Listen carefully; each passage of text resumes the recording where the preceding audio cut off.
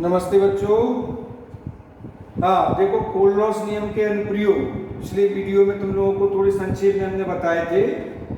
ये कोलरॉस नियम के अनुप्रयोग हैं, 3 अनुप्रयोग हैं दुर्बल विद्युत अपघट से संबंधित।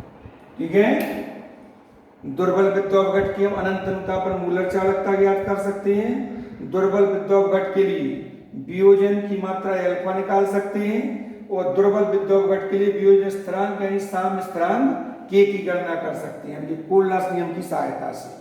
और किसी अल्प विलेय लवण की विलेयता भी ज्ञात कर सकते हैं कोलरॉस नियम की सहायता से।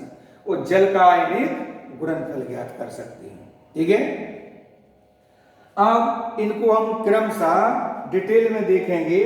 तो डिटेल में देखने पर ये मिल रहा है क्या कि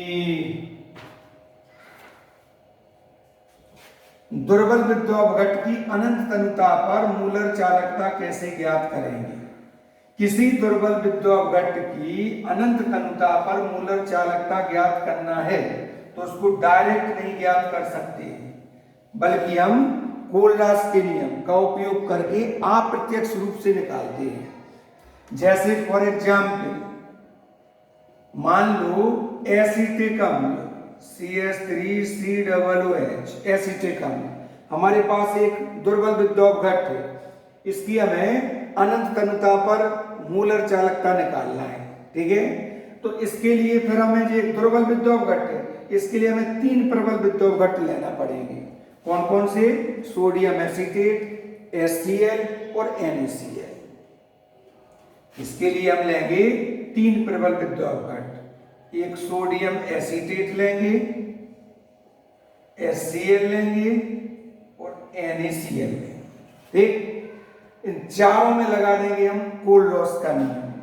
तो कोलरॉस के नियम से, कोलरॉस नियम से एसिटिक अम्ल की अनंत तनुता पर मूलर चालकता किसके बराबर होगी? H प्लस और लैम्डा इंफिनिटी CH3COO माइनस। इसकी अगर हमें इन दोनों की मिल जाए तो इन दोनों का योग करके हम इसका निकाल सकते हैं। फिर इसमें लगा देंगे लैम्डा इंफिनिटी CH3COON, इसकी अनंतता पर क्या आएगी? Lambda infinity Na plus plus lambda infinity CH3COO minus. इसको समीकरण 1 नाम दे दो, इसको समीकरण 2 नाम दे दो।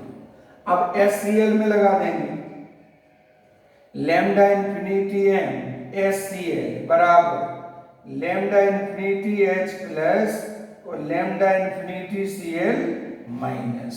ये समीकरण 3 हो गया। NaCl में लगा दो लैम्डा इंफिनिटी M NaCl तो lambda infinity Na plus plus lambda infinity Cl minus. ये समीकरण 4। ठीक, अब हमें समीकरण 1 चाहिए H प्लस और CH3COO माइनस। तो इन 2, 3 और 4 इन तीनों समीकरणों को हम इस तरह से जोड़ेंगे, घटाएंगे कि इनमें से सब कुछ कट जाए, केवल क्या शेष बचा रहे? CH3COO माइनस और H प्लस, ये बचा रहे। तो हम इसमें क्या करेंगे? समीकरण दूसरे प्लस तीसरे में से चौथे को माइनस कर देंगे। 2 और 3 को जोड़ेंगे और उसमें से चौथे को माइनस करेंगे। तो जब हम ऐसा करेंगे तो ये चौथे में माइनस का गुणा हो जाएगा। तो माइनस का ये Cl माइनस और ये प्लस का Cl माइनस, माइनस का Na प्लस और प्लस का ये कट जाएंगे। केवल क्या बचा रहेगा? बस ये बचा रहेगा लैम्डा इंफिनिटी CH3COO माइनस और लैम्डा इंफिनिटी H प्लस। इन दोनों की अनंतता पर जो चालकता का योग आएगा वो एसिटिक अम्ल का होगा। ठीक है, अब जो तुम्हें सवाल मिलेंगे वो सवाल भी इसी टाइप से मिलते हैं। उसमें इनके मान दिए गए थे कि इसका मान इतना, इसका इतना, अनंत अनुता पर मूलर चालकता इसकी इतनी, इसकी इतनी, इसकी इतनी, तो इसकी निकालो। तो वो इसी तरह समीकरण बना लो, उन्हें घटा दो, बस आ जाता है।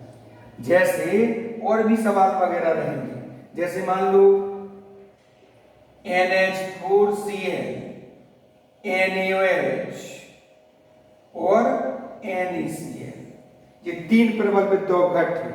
ठीक है, इन 3 प्रबल विद्युत घट की सहायता से हमें दुर्बल विद्युत घट NH4OH की अनंत अनुता पर मूलर चालकता निकालना है। तो इन तीनों के हमें मूलर चालकताओं की मान दिए रहे हैं। ठीक है, बस अब तीनों को इसी से मालूम पड़ जाएगा। इन तीनों को इस तरह से जोड़ो घटाओ कि NH4OH बचा रहे, माने हमें NH4 चाहिए और OH चाहिए।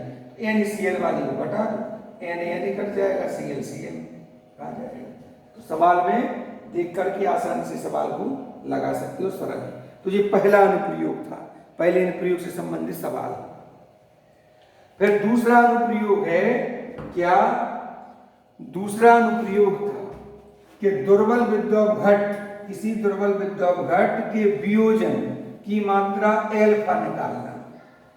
तो जो दुर्बल विद्युत घट होते हैं वे ओस्टवाल के तनुता नियम के अनुसार बताया गया है कि दुर्बल विद्युत घट की वियोजन की जो मात्रा है उनकी तनुता के वर्गमूल के समानुपाती या सांद्रता के वर्गमूल के व्युत्क्रमानुपाती होती है।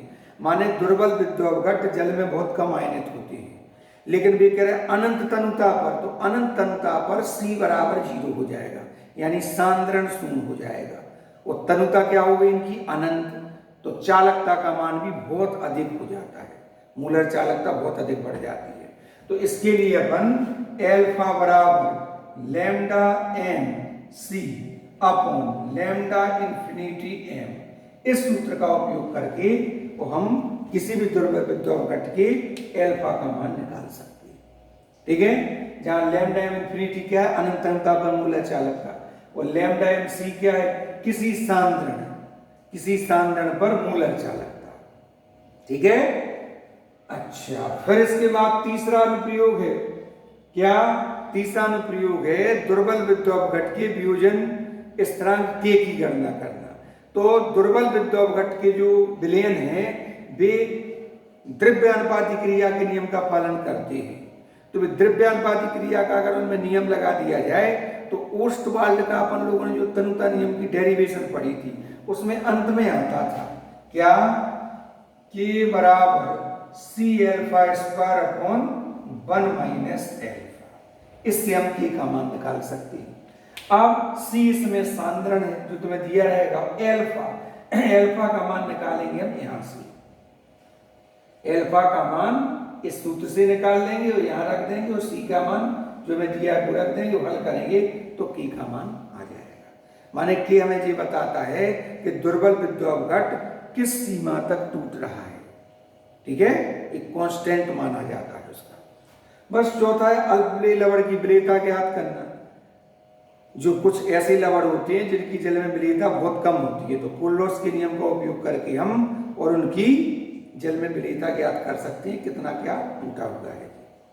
और जल का आयनिक गुणनफल ज्ञात कर सकते हैं। हम जानते हैं कि जल जो होता है वो H प्लस और OH माइनस आयनों की मूलर सांद्रण का गुणनफल क्या कहलाता है? जल का आयनिक गुणनफल। और इसका मान 11th में पढ़ा है तुम लोगों ने, 10 की घात माइनस 7 इसका और 10 की घात माइनस 7 इसका, तो 10 की घात माइनस 14 होता है। ठीक है, इस तरह से हम निकाल सकते हैं। तो ये 5 अनुप्रयोग हैं, इनमें से परीक्षाओं में कोई भी 2 पूछे जाते हैं। ठीक है, तो इनसे रिलेटेड जो सवाल हैं ये सवाल थोड़े से हम बताते जा रहे हैं तुम लोगों को अभी, और नहीं तो जो नोट्स भेजेंगे उस नोट्स में थोड़ा देख लेना, वो सवाल लगाते जाना, और जहाँ समझ में नहीं आए आप पूछते जाना। सरल में तो सूत्र बता देता है कि हमें ये चीजें चाहिए इसमें।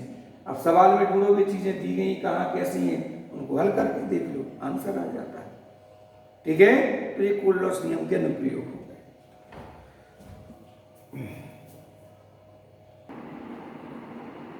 हाँ, अब जैसे ये सवाल है अनंत तनुता पर NH4Cl, NaOH और NaCl की मूलर चालकताएं क्रमशः 150, 250 और 125 ओम इनवर्स सेंटीमीटर स्क्वायर मूल इनवर्स है। तो NH4OH की अनंत तनुता पर मूलर चालकता ज्ञात करो। ठीक है, इसके लिए हम देख रहे हैं कि सबसे पहले हमें जो दिया है NH4Cl के अनंतता पर मूलक चालकता 150 दी है, वो लिख ली। NaOH की दी है 250, वो लिख ली। NaCl की 125, वो लिख ली। हमें NH4OH की चाहिए। तो ये 3 समीकरण बन गए। इन तीनों को इस तरह से जोड़ेंगे, घटाएंगे कि इनमें सब कट जाए, NH4OH शेष रहे। तो हमने क्या किया, 1 और 2 को जोड़कर 3 को घटा दिया। ठीक है, तो 250 150 को जोड़कर 125 घटाए 275, 275 ohm inverse centimetre square mole inverse NH4OH की अनंतता पर मूलक चालकता आ गई।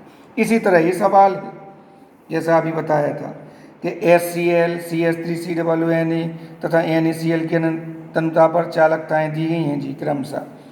इनकी सहायता से एसिटिक अम्ल की निकालना है। तीनों को लिख लिया इस तरह समीकरण रूप में, और लिख करके तीनों को इस तरह जोड़ दिया, घटा दिया कि CH3COOH आ जाए, तो जी इतना आ गया।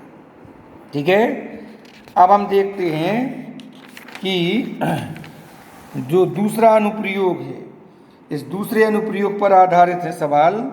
जैसे ये है, ये वाला है कि 0.025 मोल प्रति लीटर मैथेनोइक अम्ल यानी फॉर्मिक अम्ल HCOOH की चालकता 46.15 Simon centimetre square mole inverse है। ठीक है, इसकी वियोजन मात्रा एवं वियोजन स्थिरांक का परिकलन कीजिए।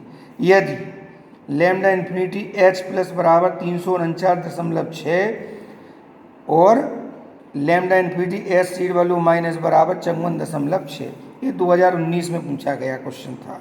ठीक है, तो C का मान 0.025 मूल जी हमें दिया गया है, मूल प्रति लीटर सांद्रता C का मान है।